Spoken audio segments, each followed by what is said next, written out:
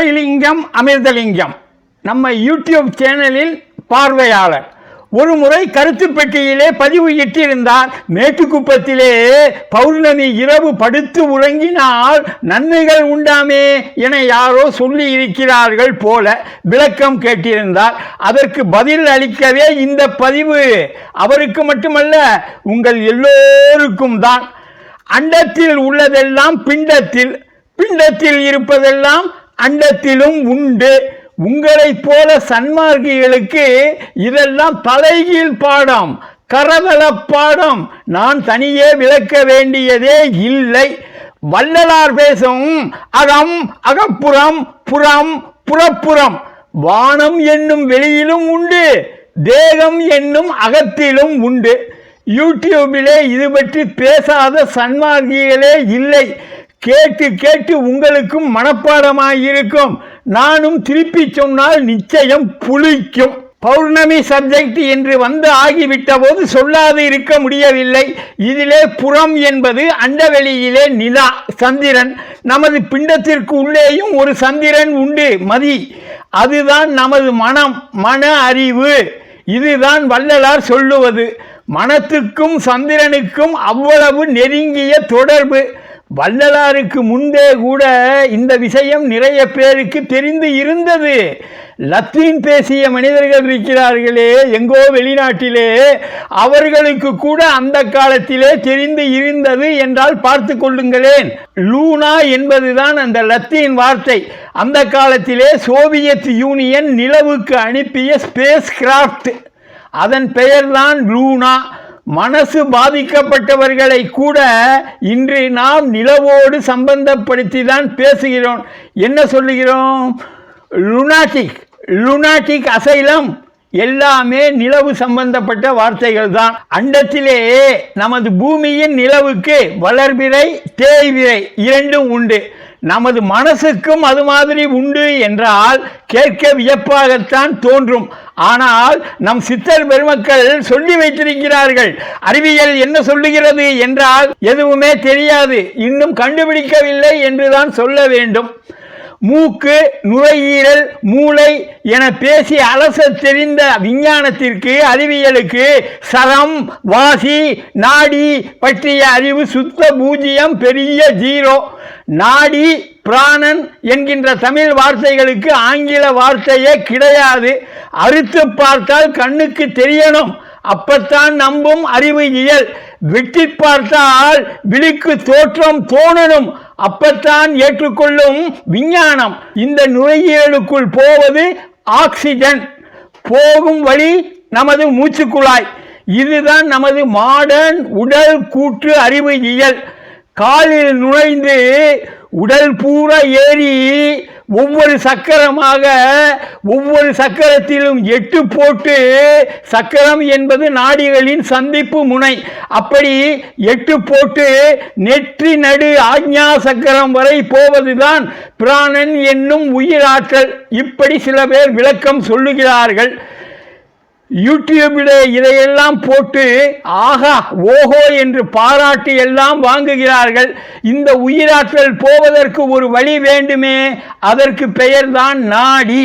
இது சாதாரண மனிதனுக்கு. ஆனால் சித்தனுக்கு இந்த பிராணன் என்னும் உயிராற்றல் சகசிராரம் என்று சொல்லக்கூடிய 1000 இதழ் கமலம் வரை சென்று பூரண வடிவாக பொங்கி மேல் ததும்பி வழியும். ஆணுக்கு பிராணன் வலக்கால் வெளியே சென்று இடதுபுறம் உச்சந்தலையை அடையும். பெண்ணுக்கு இடக்கால் வழி சென்று வலதுபுற உச்சந்தலையை அடையும். இதுதான் பிண்டத்தில் பௌர்ணமி வளர்பிறை. தலையிலே இருந்து ரிட்டர்ன் இடக்கால் வெளியே செல்வது தேய்பிறை. கால் என்று சொன்னாலே தமிழிலே காற்று என்று பொருள். இந்த காற்று, அதாவது பிராணன், இடக்கால் வலக்கால் என்பது இடப்புற மூச்சில் நுழையும் உயிர் சக்தி, வலக்கால் என்பது வலப்புற மூச்சிலே நுழையும் உயிர் சக்தி. சித்தர் பாஷையிலே சொல்ல போனால் பிங்களையில், அதாவது சூரிய நாடியில், சூரிய கலையில் நாசி வழியாக உள்ளே சக்கரங்களுக்கு புகும் உயிர் ஆற்றல். இதுதான் பரிபாஷைக்கு விளக்கமே தவிர உள்ளங்கால் பெருவிரலிலே என்ன இருக்கிறது? உயிராற்றல் உள்ளே புகுவதற்கு எதற்கு? கால் என்றால் காற்று. இதை புரிந்து கொள்ளாமல் மனிதனின் கால் லெக்கு என்று பொருள் கொண்டதால் வந்த வினை இது. என்னை கேட்டால் நமது உடம்பிலே எல்லா பகுதியுமே பிராண சக்தியை கிரகிக்கிறது. உள்ளங்கால் மட்டுமில்லை, உடம்பிலே தோல் முதல் கொண்டு எல்லா பகுதியும், ஒவ்வொரு திசுவும் ஒவ்வொரு செல்லுவும் பிராண சக்தியை, உயிர் ஆற்றலை கிரகித்து கொண்டே இருக்கிறது. கால் மட்டும் இல்லை, மூக்கு மட்டும் தான் கிரகிக்கிறது என்று எல்லாம் எதுவுமே கிடையாது. பிராண சக்தி இதுதான் உயிர் ஆற்றல். இதற்கு பேர்தான் பிரபஞ்ச சக்தி.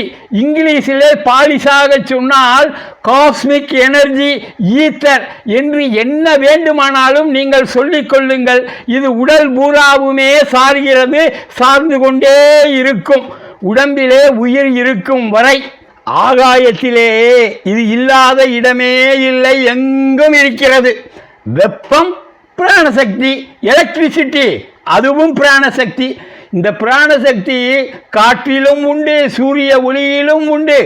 ஏன் லாசர் கதிர், எக்ஸ் கதிர் எல்லாமே பிராணசக்தியின் வெவ்வேறு வடிவங்கள் தான். உடம்பு ஒரே சோர்வாக இருக்கிறது, குளிச்சா ஃப்ரெஷ்ஷாக ஆயிருதா? காரணம் என்ன? நீரிலே இருக்கக்கூடிய பிராணசக்தி. வயக்காடு சென்று காத்தாட நின்னா உடல் புத்துணர்வு பெறுகிறதா? காரணம் அதற்கு காற்றிலே உள்ள பிராணசக்தி. மாலை வெயிலில் நின்றால் புத்துணர்வு கிடைக்கிறதா? வெயிலில் உள்ள பிராணசக்தி அது. பிராணசக்தியின் ஆதி மூலம் அருட்சோதி ஆண்டவர் ஆகிய அக்கினி பிளம்பு, அது பரப்பக்கூடிய அருட்கணல். வெப்பத்தையும் உஷ்ணத்தையும் உணர்ந்து பார்க்கலாம், கண்ணிலே பார்க்க முடியுமா? முடியாது. அதே போலதான் அருட்கணலும் ஊனக்கண்ணுக்கு புலன் ஆகாது. அந்த அருட்கணலால் உயிரோட்டம் பெறக்கூடிய ஒரு பெரிய கோள் தான் நமது சூரியன். சூரியனிலே இருந்து நேரடியாக வரக்கூடிய பிராணசக்தி நிலவின் மூலம் கலை நிறை அமுதமாக பூமியை வந்து எட்டுகிறது. இந்த நிலவு மட்டும் பூமிக்கு இல்லாது இருந்தால் புறாமுதம் என்று வள்ளலார் பேசுவாரே, அந்த புறாமுது கிடைக்க வழியே இல்லை. இந்த புறாமுதம் அதிகபட்சமாக, பரிபூரணமாக, நிறைவாக பெருகி வழியக்கூடிய காலம்தான் நிறைமதி காலம், அதாவது பௌர்ணமி. எல்லாமே ஆண்டவரின் படைப்பு, நம்மை பாதிப்பதற்காக. சரி, அந்த புற அமுதம் ஆகிய கலை அமுதுதான் உலகு பூரா கிடைக்கிறதே. மேட்டுக்குப்பம் ஆகிய சித்தி வளாகத்தில் அப்புறம் என்ன விசேஷம்? வள்ளலார் தான் விசேஷம். விளக்கம் குழப்பம் இரண்டுமே வேண்டாம். அண்டவெளியிலே நமக்கு நிறைமதியாகிய பௌர்ணமி வரும்போதுதான் சாதாரணமாக மற்ற நாட்களை விட நிறைய ஆற்றல், அதாவது பிராணன் நமது உடலில் பரிபூரணமாக கிடைக்கிறது, உள்ளே புகுகிறது, உடம்பிலே சார்கிறது. இதை மட்டும் நீங்கள் புரிந்து கொண்டால் போதும். அந்த கால தமிழ்நாட்டிலே ஆங்கில கல்வி எல்லாம் வருவதற்கு முன்னால் ஒரு வழக்கம், குருகுல முறையோ இல்லை திண்ணை பள்ளிக்கூடமோ, மாதம் 2 நாள் மட்டும்தான் மாணவர்களுக்கு விடுமுறை. அந்த விடுமுறை நாளை தமிழிலே உவா என்ற சொல்லால் குறித்தனர் நமது தமிழர்கள். Car Uva, well Uva. Car Uva என்றால் அமாவாசை, மறைமதி. வெல் உவா என்பது பௌர்ணமி, நிறைமதி பௌர்ணமி. அமாவாசை என்பது நீத்தார்கடனுக்கு மட்டும், பௌர்ணமி என்பது இறைவனோடு சம்பந்தப்பட்டதாய் பார்க்கப்பட்டது. நம் தமிழர் விழாக்களை எல்லாவற்றையுமே கவனித்து பாருங்கள். ஒவ்வொரு மாதத்திலும் அவை எல்லாம் பௌர்ணமி பார்த்துத்தான் வரும். அமாவாசையிலே எந்த விழாவும் வராது. தீபாவளி வருகிறது, கேட்கப்படாது. அது தமிழர் பண்டிகையே அல்ல. அதை பற்றி இப்போது வேண்டாம், தனியாக இன்னொரு காணொளியிலே பேசுவோம். சித்திரை மாதத்திலே இருந்து ஆரம்பிப்போமா?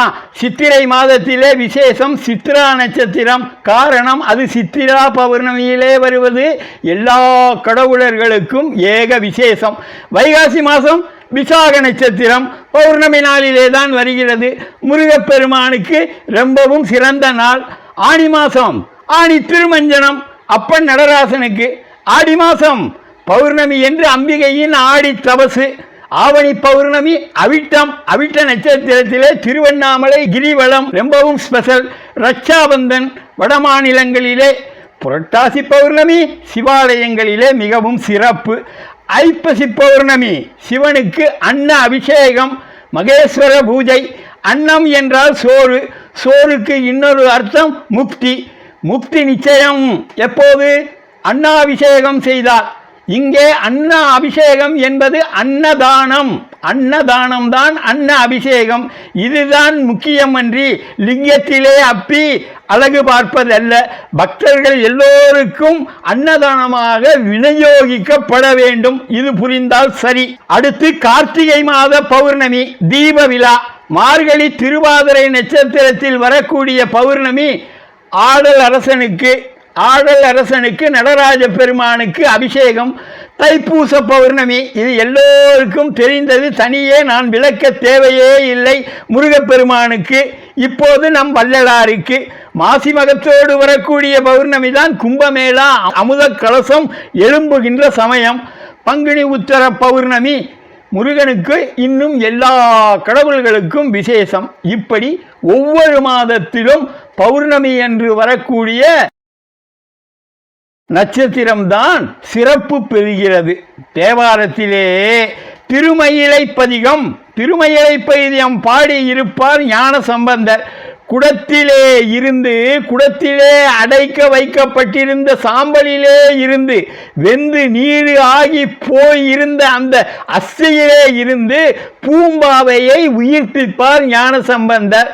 அப்பொழுது அந்த தேவார பதிகத்தின் ஒவ்வொரு பாட்டிலும் குறிப்பாக திருமயிலையிலே நடக்கக்கூடிய ஒரு பௌர்ணமி விழாக்களின் சிறப்பை பேசி, இதையெல்லாம் காணாமல் இதையெல்லாம் பார்க்காமல் எப்படி பூம்பாவையே நீ போகலாம் என்று வினவியதும், சாம்பலிலே இருந்து அந்த குடத்திலே சேமித்து வைக்கப்பட்டிருந்த சாம்பலிலே இருந்து என்றோ பாம்பு தீண்டி இறந்து வெந்து நீர் ஆன பூம்பாவையை எழுப்பி அற்புதம் செய்தது தனி வரலாறு, தனித்த வரலாறும் கூட. உங்கள் எல்லோருக்குமே இந்த கதை நிச்சயம் தெரியும். நான் தனியே எதையும் விளக்க வேண்டியது அவசியம் இல்லை, தேவையும் இல்லை. இந்த வள்ளலாரின் குருநாதர் தான் திருஞான சம்பந்தர். இப்படி என்றால் குட்டி 16 அடி பாயாமல் இருக்குமா? வள்ளலார் செய்த அற்புதங்கள் மாண்டாரை மீட்டி அருள் வல்லவங்கள் புரிந்தாரே, உங்களுக்கு எல்லாம் தெரிந்ததுதானே. செத்தாரை எழுப்பும் அற்புத திருப்பதிகம் அவரும் பாடியிருக்கிறார். இவரும் செத்தாரை மீட்டி எழக்கூடிய பாடல்களை பற்றி விவரமாக பாடியிருக்கிறார். வரலாறும் கூட உண்டு. சில இடங்களிலே இறந்தவர்களை அவர் எழுப்பியதாக. வியாழனுக்கு மொத்தம் 66 நிலா, அதாவது துணைக்கோள். சனி கிரகத்துக்கு 61 நிலா. ஆனால் பூமிக்கு மட்டும் ஒரே ஒரு நிலா. நமது சூரிய குடும்பத்திலே நமது நிலா 5வது மிகப்பெரிய துணைக்கோள், 2வது அடர்த்தி மிகு துணைக்கோள். பூமிக்கு அருகிலே இருக்கக்கூடிய ஒரு கோள், பூமிக்கு மிக நெருக்கமாக இருக்கக்கூடிய ஒரு செலஸ்டியல் பாடி. எனவே பூமி மீது அதிகமாக ஈர்ப்பு விசை தாக்கம் செய்வது நமது நிலாவே. கடலின் அலைகள் பௌர்ணமி அன்று சமயத்தில் பனைமரம் அளவு கூட மிகவும் உயர்வது நிலவின் இந்த ஈர்ப்பு விசை சக்தியால் தான்.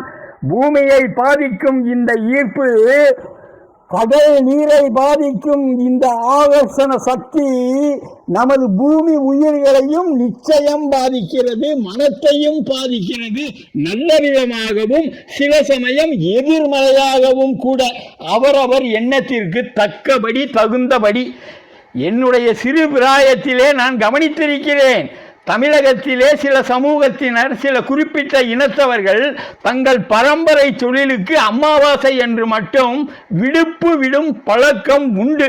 குறிப்பிட்டு சொல்ல வேண்டும் என்றால் நெசவு தொழிலிலே ஈடுபட்டிருக்கக்கூடிய தேவாங்க இனத்தினர் இப்போது கைத்தறி தொழில் எல்லாம் அற்றுவிட்ட காரணத்தால் அவர்கள் வெவ்வேறு தொழிலுக்கு மாறிவிட்ட போதும் கூட அந்த பழக்கம் இன்னும் அவர்களிடையே தொடரத்தான் செய்கிறது. ஒருவேளை கார்வுவா வேள்வுவா என பள்ளிகளுக்கு அந்த காலத்திலே விடுமுறை விட்ட பழக்கம் தொடர்கிறதோ என்னவோ. அமாவாசை என்று உடலிலே காயம் பட்டால் சீக்கிரம் ஆறாது, இது அவர்களது நம்பிக்கை. அறிவியல் பூர்வமாக எந்த நிரூபணமும் இல்லாவிடினும் அமாவாசை என்று நிலவிலே இருந்து வரக்கூடிய கலை நிறை அமுதம் மற்ற திசுக்களை மிக குறைவாகவே பாதிக்கிறது, மிக குறைவாகத்தான் இருக்கிறது என்பதும் ஒரு காரணமாக இருக்கலாம். நிறைமதினால் என்று மட்டுமே நிலவில் இருந்து வரக்கூடிய கலை நிறை அமுது அதிகபட்சமாக பூமியை வந்து அடைகிறது. இதனால் நமது கால் வழியே அதாவது காற்றின் வழியே மூச்சு வழியே கிரகிக்கப்படும் பிராணசக்தி ஆகிய உயிராற்றலும் பௌர்ணமி அன்றுதான் மிகவும் அதிகமாக இருக்கிறது. நோயாளிகள் வியாதியஸ்தர்கள் ஆஸ்பத்திரியிலே தேய்விரையிலே இறப்பதற்கு வாய்ப்பு அதிகம் என்று சொல்லுகிறார்கள்.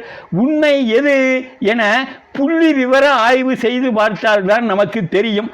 எந்த இடத்திலே எது நடந்ததோ அந்த விஷயம் வருங்காலத்தில் அந்த பகுதியில் வசிப்பவர்களை நிச்சயம் பாதிக்கும். இதுதான் வாஸ்து விதி. இதற்குத்தான் சில வல்லுநர்கள் என்ன சொல்லுகிறார்கள், பெரிய பெரிய போர்கள், சண்டைகள், சச்சரவுகள் நடந்த இடங்களிலே வீடு கட்ட வேண்டாம். சில குறிப்பிட்ட சமய நெறிகளுக்கு இதிலே எல்லாம் நம்பிக்கை கிடையாது. வெறும் வாயால் பேசுவார்கள். ஆனால் வரலாற்றை ஆராய்ந்து பார்த்தால் இதுபோல எதிர்மறை சிந்தனை கொண்ட அந்நியர்களுக்கு அவர்கள் பழக்கம் என்ன தெரியுமா? நமது கோவில் பிரகாரங்கள் சுற்று சுவர்கள் சுற்று வீதிகள் வெளிச்சுற்று உள்சுற்று பிரகாரம் இருக்கிறதே, அந்த பிரகாரத்திலே ஆயிரக்கணக்கான போர் வீரர்களை கொன்று, எதிரிகளை கொன்று, அதாவது நம்மவர்களை கொன்று குவித்து சுடுகாடு போல புதைத்து அந்த வீதியையே பிரகாரத்தையே இடுகாடு ஆக்கி விடுவார்கள். வழிபாட்டை 100-150 வருடங்களாக சிதைத்த கதையெல்லாம் வரலாற்றின் பக்கங்களை புரட்டி பாருங்கள், ஏகத்துக்கும் காண கிடைக்கிறது. அங்கே பிரச்சனையை விசிறிவிடக்கூடாது என்பதற்காக பேர் சொல்லாமல் சொல்லுகிறேன் நான். இப்படி அந்நிய நெறியாளர்களின் கல்லறைகள், அவர்களின் உயர்ந்த துறவிகள் என்று அவர்கள் போற்றிய ஒரு சிலரின் கல்லறைகள் நமது கோயில் பிரகாரத்தில் வழிபாட்டை கெடுக்க வேண்டும் என்கின்ற ஒரே நோக்கத்தோடு அமைக்கப்பட்டு இருக்கின்றன. கோயில்களின் பெயரையும் நான் சொல்ல விரும்பவில்லை. என்றாலும் எல்லாவற்றையும் பொறுமையோடும் சகிப்புத்தன்மையோடும் ஏற்றுக்கொண்டதோடு மட்டும் இல்லாமல் அந்த கல்லறையையே வழிபடக்கூடிய நமது தமிழ் பண்பை போற்றாதிருக்க முடியவில்லை என்னால். அப்படி போர் நடந்த இடங்கள், வெட்டுண்ட இடங்கள், தூக்கில் இடப்பட்ட இடங்கள், படுகொலை தலை விரித்து ஆடிய இடங்கள் போய் அமர்ந்து நீங்கள் என்னதான் புதிதாக ஆலயமே கட்டி வழிபட்டாலும் மனம் பக்தியிலே அமைதி உறாது. ஒரு ஹாண்டட் ஃபீலிங் வரத்தான் செய்யும். கொடைக்கானல் சென்று 5 விரல் ஏரியை இன்புற்று மன அமைதியுடன் சாந்தியுடன் கண்டு கழிக்கின்ற மாதிரி குணா குகைக்குள்ளே சென்று தியானம் செய்ய முடியுமா உங்களால்? சொல்லுங்கள். குறைந்தபட்சம் 2000 ஆவிகளாவது அங்கே இருக்காதா? அவைகளின் விரக்தி எண்ணம்தான் அங்கே உங்களை அலைக்கழிக்குமே தவிர மனம் ஒருமைப்படவே படாது. ஆனால் அதே சமயம் சதுரகிரி குகையிலோ வள்ளிமலை குகையிலோ தியானம் செய்து பாருங்கள், மனம் நிச்சயமாக அமைதி உறும், மகிழ்வு அடையும். இதனாலேயே சுடுகாட்டு அருகில் வீடு கட்டுவதற்கு யோசிப்பார்கள் ஒரு சிலர். ஆஸ்பத்திரிகள் அருகிலே வீடு இருந்தால் கூட இதே பாடுதான். இடத்தின் தன்மை என்று ஒன்று நிச்சயமாக உண்டு. அங்கு வாழ்ந்து இருந்தவர்களின் எண்ண அலைகள், அவர்களின் ஆவி அங்கே சுற்றி அலைகிறது என்பது வேண்டுமானால் சும்மா சுற்றலாக இருக்கலாமே தவிர, அப்படி இருந்தவர்களின் நினைவுகள், எண்ண அலைகள் சுற்றுவது கண்டிப்பாக பொய் ஆகாது, ஆகவே ஆகாது. எங்கள் வீட்டுக்கு எதிரிலே ஒரு NH ரோடு, அந்த இடத்திலே அடிக்கடி ஆக்சிடென்ட் நடக்கும். அடிக்கடி அப்படி ஆக்சிடென்ட் நடந்து நடந்து அதன் அதிர்வோ என்னவோ, ஏன் இந்த தொடர் காவு, ஏன் இந்த தொடர் சாவு? யோசித்தால் எல்லாமே மூட நம்பிக்கை என்று சொல்லுகிறார்கள். சொல்ல வருவது என்ன? இடமும் சூழ்நிலையும் நிச்சயம் உங்களை பாதிக்கும் என்பதே. அப்படி என்றால் மனம் டக் என்று உடனே அமைதிப்படுவதற்கு, ஒன்றுவதற்கு அவ்வளவு பிரபஞ்ச ஆற்றலும் நமக்கு அபரிமிதமாக கிடைக்கக்கூடிய நாள் ஒன்று இருக்கிறதா, இடம் ஒன்று இருக்கிறதா என்றால் பௌர்ணமி அன்றுதான், அந்த நிறைமதி நாள் அன்றுதான் பரிபூரணமாக கலை அமுதம் வருகிறது. அதை நமது உடல் ஒரு துளியும் விரயம் இன்றி கிரகித்துக் கொண்டிருக்கிறது. அப்படி என்றால் சரி, நாளை சொல்லிவிட்டீர்கள், ஒரு அற்புதமான இடம் எங்கே இருக்கிறது சொல்லுங்கள் என்று கேட்டால், ஐயோ நாங்களும் அந்த இடத்தை தெரிந்து கொண்டால் அந்த பௌர்ணமி என்று இரவு ஊராக அங்கே சென்று விழித்திருப்போமே என்று நீங்கள் கேட்டால், இதோ இதோ என நான் கை காட்டக்கூடிய ஒரே இடம் மேட்டுக்குப்பம் சித்தி வளாகம் அல்லாமல் வேறு என்ன? ஏன் வடலூர் ஞானசபை இல்லையா? உண்டு உண்டு. ஆனால் இரவு உள்ளே தங்க முடியாது. அப்ப தர்மசாலை இல்லையா? உண்டு. அங்கு இரவும் தங்க முடியாது. அப்ப பெருவெளி இருக்கிறதே, மரத்தடியாவது கிடைக்காதா? அங்கு தங்கக்கூடவா தடை? நிச்சயம் அங்கெல்லாம் தங்க முடியாது ஐயா. இப்போதெல்லாம் பெருவெளியை ஆக்கிரமிக்கக்கூடிய வேலை மிகவும் உத்வேகமாக நடந்து கொண்டே இருக்கிறது. அந்த இடத்திலெல்லாம் தங்க முடியாது. சும்மா பல பல என்று பன்னாட்டு மையம் வரப்போகிறதாம். இரவெல்லாம் குடி புலை கூத்து கொண்டாட்டம் என வெளி தேசத்தவர்கள் எல்லாம் பகல் பூரா அங்கே சுற்றி பார்க்க வருவார்கள். வெளிநாட்டினர் ஆயிற்றே, அந்த இடத்திலே எல்லாம் படுத்து அவர்கள் அதிர்வுகளை நீங்கள் அசிங்கப்படுத்தி விட்டால் என்ன ஆவது ஐயா, என்ன ஆவது? சபைக்கு உள்ளேதானே புலை கொலை தவிர்த்து வர வேண்டும் என்று வள்ளலார் சொல்லி இருக்கிறார். பெருவெளிக்குள்ளே வந்தால் என்ன தப்பு என்று நியாயம் பேசுவார்கள். அவர்கள் கூற்றை நியாயப்படுத்தவும் செய்வார்கள். வந்ததுதான் வந்தாச்சு, சபையையும் பார்க்கலாம் என்று நாசப்படுத்த போகிறார்கள். அப்ப என்னதான் வழி? எந்த உருண்டை ஏழைக்கு ஏற்ற எள்ளுருண்டை என்று கேட்டால், திரும்பவும் நான் கை காட்டக்கூடிய இடம் சித்தி வளாகம், சித்தி வளாகம், சித்தி வளாகம். பகல் பூரா தியானம் செய்ய ஞான சபை உண்டு, உணவு உண்ண தர்மசாலை உண்டு. இரவு பூரா விழிக்கணுமா? சித்தி வளாகம் இருக்கவே இருக்கிறது.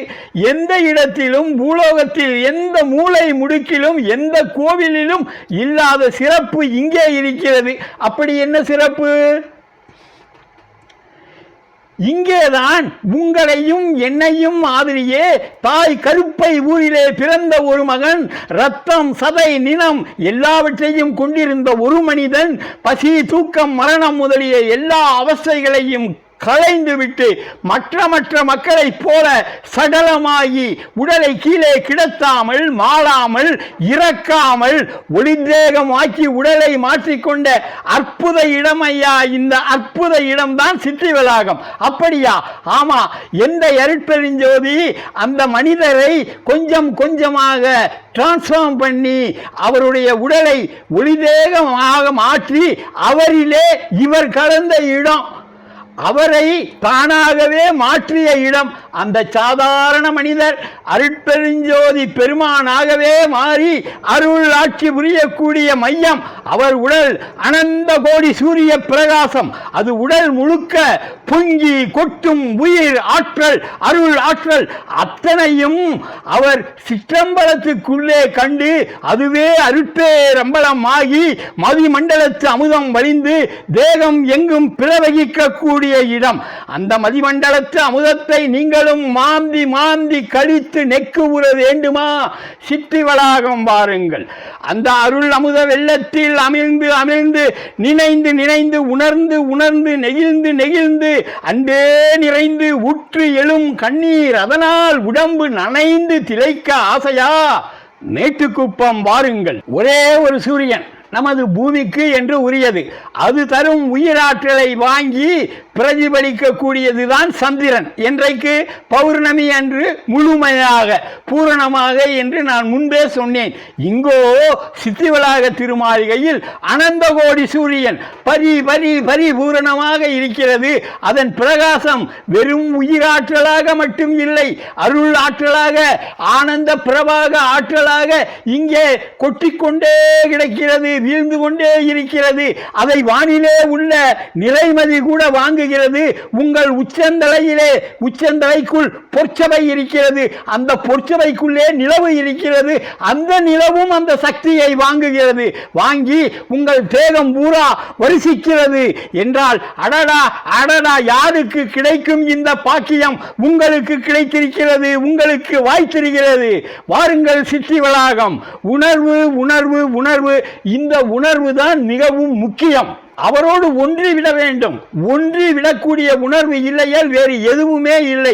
எத்தனையோ வெற்றர்கள் வருஷம் பூரா இங்கே தானே தூங்கி கிடக்கிறார்கள். 150 வருடமாக மேட்டுக்குப்ப வாசிகள் சித்தி வளாகத்தை சுற்றி உள்ள வீடுகளில் உறங்கவே செய்கிறார்கள். எல்லோரும் சித்தி விட்டார்களா? வாக்குவாதம் கூடாது.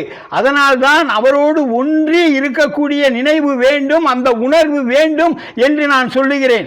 சும்மா சுற்றி பார்க்க வந்தமா, சபையிலே கொஞ்ச நேரம் உட்கார்ந்து அகவல் முணுமுணுத்தமா, அருட்பெருஞ்சோதி ஆண்டவருக்கு ஹாய் சொன்னமா, சாலையிலே சென்று தின்னமா, இரவு திரும்பவும் இங்கே வந்து நல்ல பெரிய செட் கட்டி போட்டிருக்கிறார்கள், அதிலே காத்தாட இரவு பூரா படுத்து உறங்கினமா, விழித்து எழுந்து காலை ட்ரெயினை பிடித்தமா என்றால் sorry gentleman, very very sorry.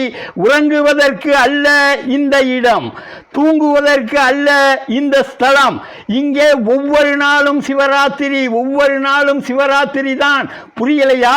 Sivaperuman உலகத்து உயிர்களுக்கு எல்லாம் வருடத்திற்கு ஒரே ஒரு நாளை ஒதுக்கி இருக்கிறாராம். எதற்கு? அவர்களுக்கு அருள் செய்ய வேண்டும் என்பதற்காக. எந்த நாள்?